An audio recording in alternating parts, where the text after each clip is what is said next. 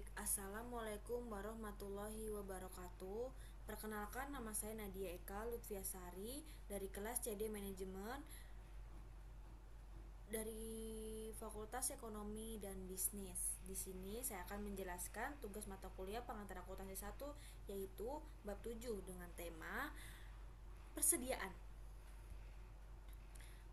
Di sini terdapat 7 tujuan pembelajaran. Yang pertama, menjelaskan pentingnya pengendalian dalam persediaan.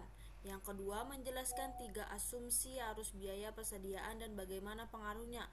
Lalu,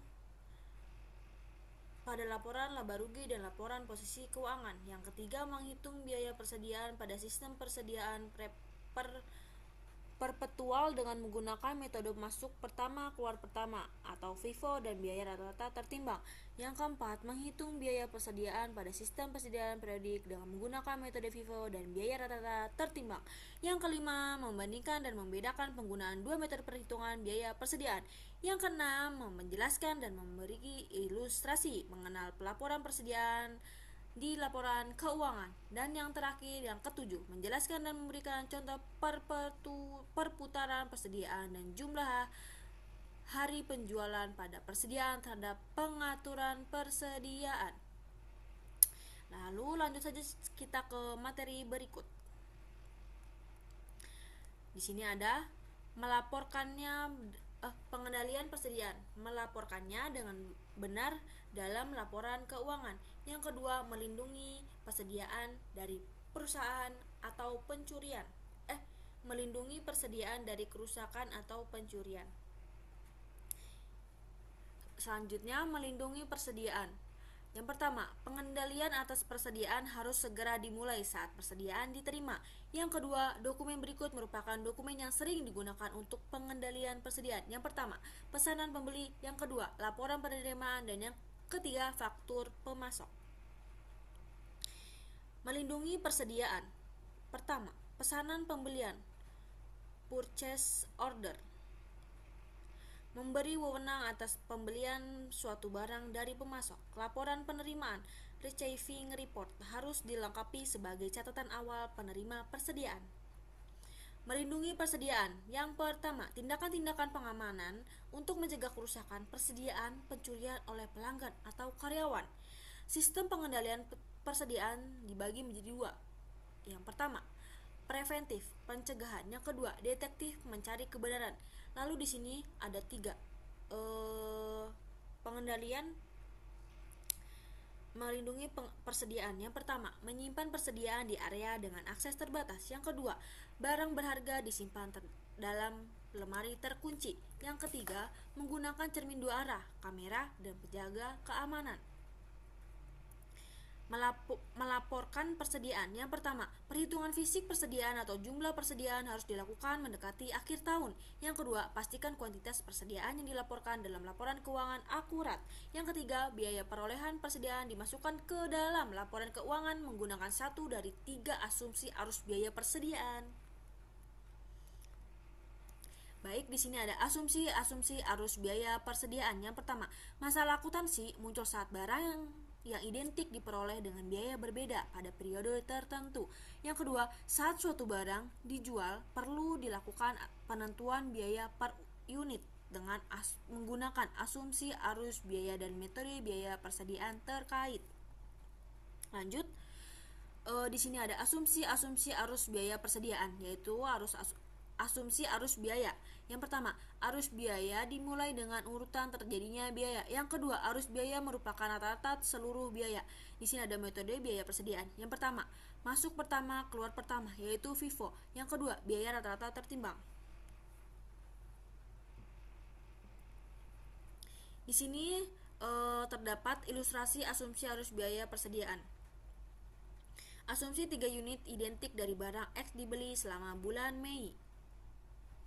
Lanjut, di sini ada contoh kedua dari ilustrasi asumsi arus biaya persediaan. Asumsi 1 unit dijual senilai Rp20.000 pada tanggal 30 Mei.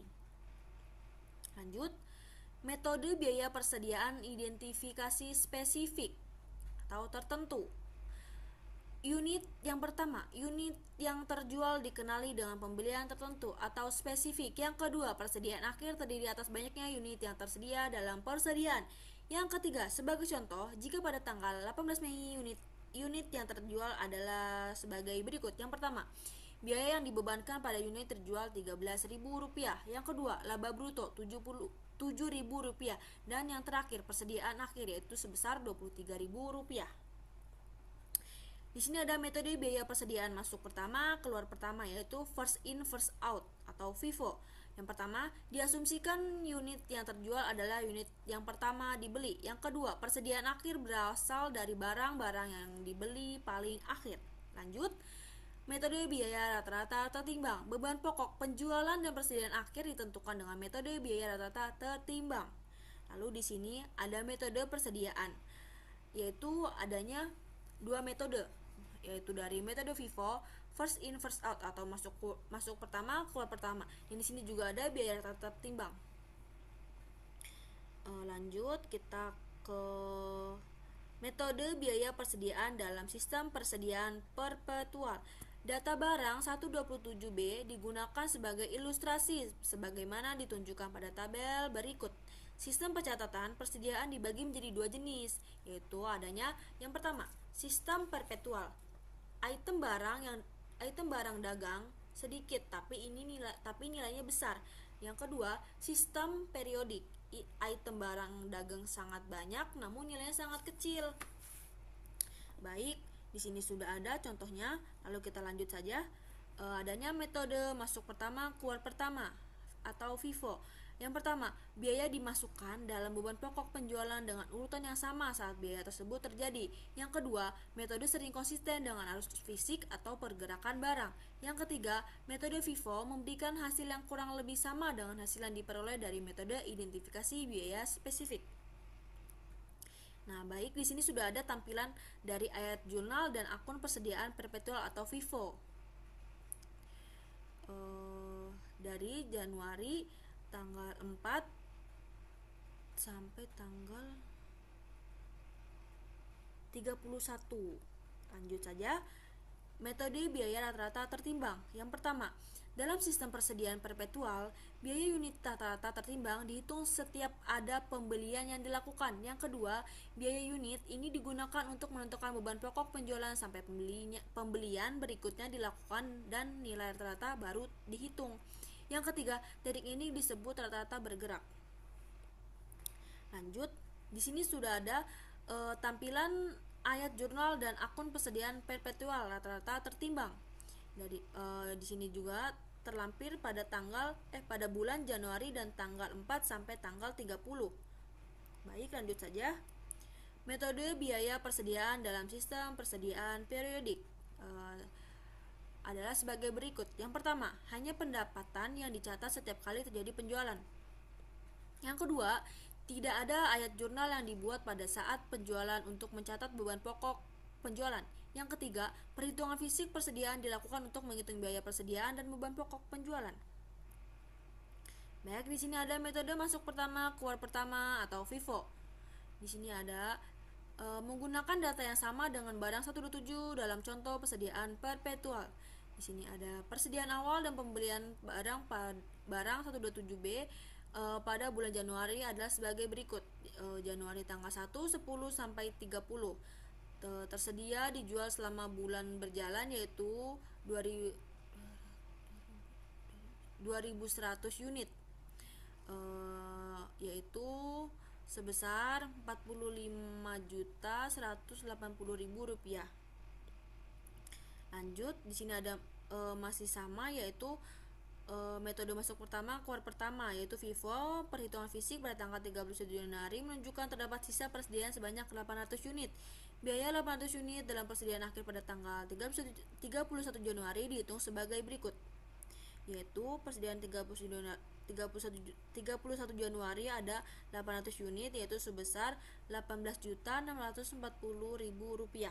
Lanjut, di sini ada beban pokok penjualan sebesar Rp26.720.000. Lanjut saja. Ini ada arus biaya FIFO-nya sudah ada. Baik, kita lanjut saja.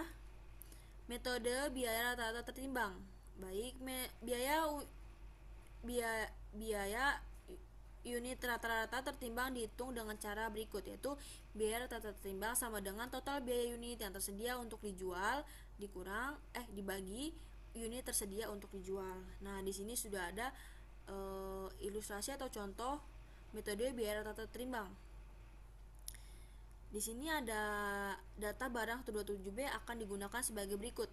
Contohnya, total biaya unit tersedia untuk dijual yaitu sebesar Rp45.180.000 dibagi sama 2.100 unit, yaitu jadinya 21.510 per unit.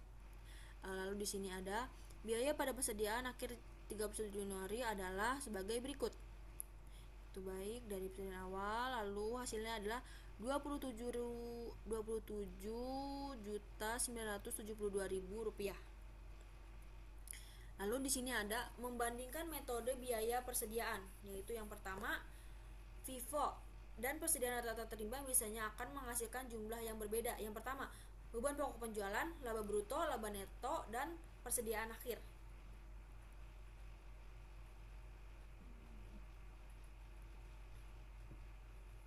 Di sini ada membandingkan metode biaya persediaan menggunakan sistem persediaan perpetual. Lanjut. Nah, di sini ada pengaruh dari perubahan biaya harga, metode biaya FIFO dan rata-rata tertimbang. Lanjut saja, melaporkan persediaan dalam laporan keuangan. Yang pertama, biaya merupakan dasar utama dalam penilaian persediaan dalam laporan keuangan. Yang kedua, persediaan dinilai berdasarkan pertimbangan lain selain biaya dalam kasus berikut. Yang pertama, biaya pengganti barang dalam persediaan berada di bawah biaya yang dicatat. Yang kedua, persediaan tidak dapat dijual pada harga penjualan normal yang disebabkan oleh kondisi jika barang cacat, perubahan mode, rusak, usang, atau sebab lainnya. Di sini ada penilaian pada nilai yang lebih rendah antara biaya atau pasar.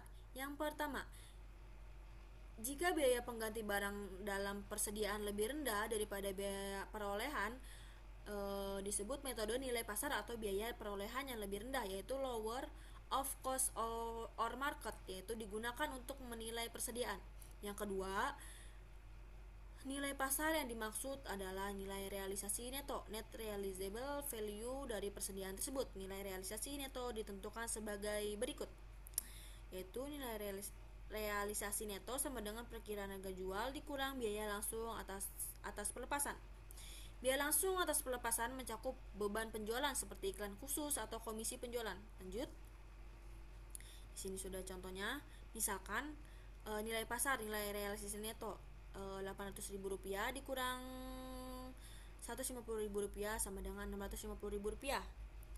Lanjut. Di sini ada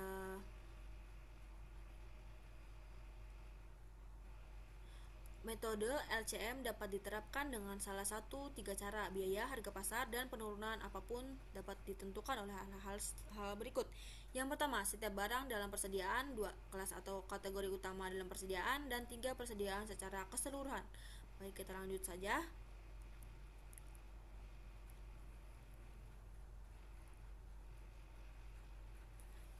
Persediaan di laporan posisi keuangan.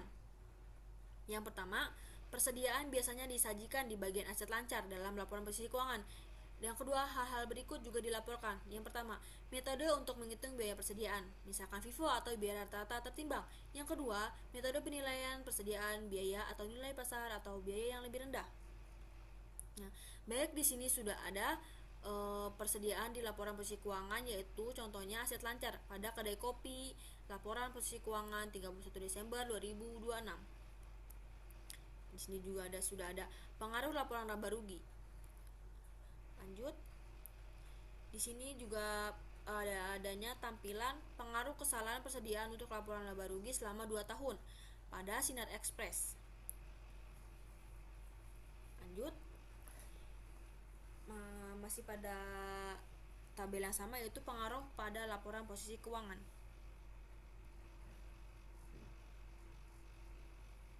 Analisis dan interpretasi keuangan. Yang pertama, persediaan harus tersimpan dengan cukup untuk memenuhi kebutuhan pelanggan agar mencegah terjadinya kehilangan penjualan.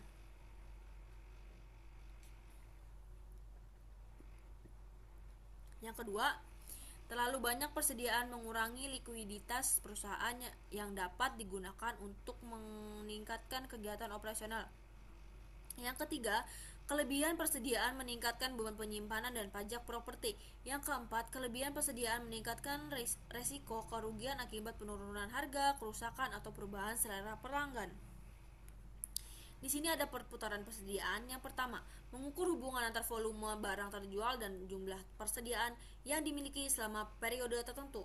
Nomor 2, semakin besar perputaran persediaan maka pengelolaan persediaan semakin efisien dan efektif. Contohnya, perputaran persediaan sama dengan beban pokok penjualan dibagi persediaan rata-rata. Lanjut. Contohnya perputaran persediaan pada PT Matahari Depstore Tbk. Ini ada tahun 2016 dan 2015. Lanjut. Jumlah hari penjualan dalam persediaan. Yang pertama, ukuran kasar atas lamanya waktu yang diperlukan untuk memperoleh menjual dan mengganti persediaan. Yang kedua, beban pokok penjualan harian rata-rata ditentukan dengan membagi beban pokok penjualan. Baik, kita lanjut saja. Di sini ada jumlah penjualan dalam persediaan untuk Matahari dihitung sebagai berikut. Di sini sudah terhitung bahwa dari 2015 sampai 2016. Lanjut saja. Matahari dengan PT Sepatu Bata Tbk, yaitu perputaran persediaan Mataharinya pada 3,7 dan Bata 1,9.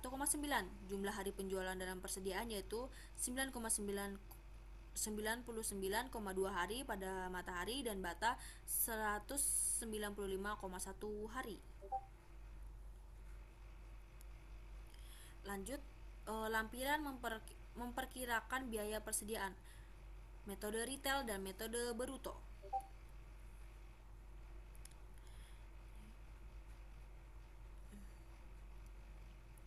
Metode retail untuk memperkirakan biaya persediaan. Metode persediaan retail diterapkan dengan cara ini. Yang pertama, langkah pertama yaitu hitung jumlah persediaan tersedia untuk dijual pada biaya at cost dan harga retail. Yang langkah kedua yaitu hitung rasio biaya terhadap harga retail atas biaya yang tersedia untuk dijual. Yang langkah ketiga, hitung persediaan akhir pada harga retail dengan mengurangkan penjualan dari persediaan tersedia untuk dijual pada harga retail. Langkah keempat, perkirakan biaya persediaan akhir dengan mengalihkan persediaan akhir pada harga retail dengan rasio biaya terhadap harga retail. Lanjut. Di sini sudah ditampilkan adanya tabel dengan menentukan persediaan dengan harga retail. Lanjut. Metode laba bruto untuk mempersiapkan biaya persediaan. Yang pertama, di sini adanya langkah-langkah untuk metode laba bruto. Yang pertama, hitung jumlah persediaan tersedia untuk dijual pada biaya at cost. Langkah kedua, hitung perkiraan laba bruto dengan mengalihkan penjualan dengan persentase laba bruto. Yang ketiga, langkah itu yaitu hitung perkiraan beban pokok penjualan dengan mengurangkan perkiraan laba bruto dan penjualan. Yang keempat, perkirakan biaya persediaan akhir dengan mengurangkan perkiraan beban pokok penjualan dari persediaan tersebut untuk dijual. Baik, di sini ada tabel cara memperkirakan persediaan dengan metode laba bruto. Baik, seperti ini. Lalu selesai sudah penjelasan yang saya sampaikan. Kurang lebihnya mohon maaf atas perkataan saya atau ucapan saya. Kurang lebihnya mohon maaf. Wassalamualaikum warahmatullahi wabarakatuh.